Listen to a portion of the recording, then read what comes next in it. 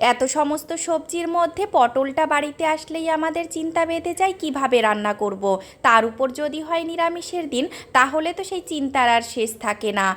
এই সমস্ত চিন্তার সমাধান স্বরূপ আজকের রেসিপিটা। আজ করছি একদম নিরামিষ একটা পটলের রেসিপি। এটাকে কিন্তু তোমরা পটল পোস্ত নাম দিতেই পারো।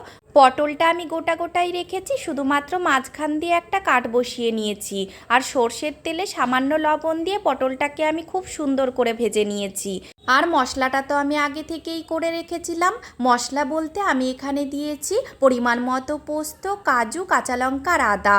তোমরা তোমাদের পরিমাণ মতো দিও। কড়াইতে সর্ষের তেলে কালো জিরে ফোড়ন দিয়ে মশলাটাকে ভালো করে কষিয়ে নিয়েছি। দিয়েছি পরিমাণ মতো লবণ, হলুদ। আর পটলটা দিয়ে ভালো করে কষানো হয়ে গেলে পরিমাণ মতো গরম জল। সমস্ত কিছু ভালো করে ফুটে এলে শেষে সামান্য একটু চিনি, ঘি আর গরম মশলা, আর কিচ্ছু লাগে না।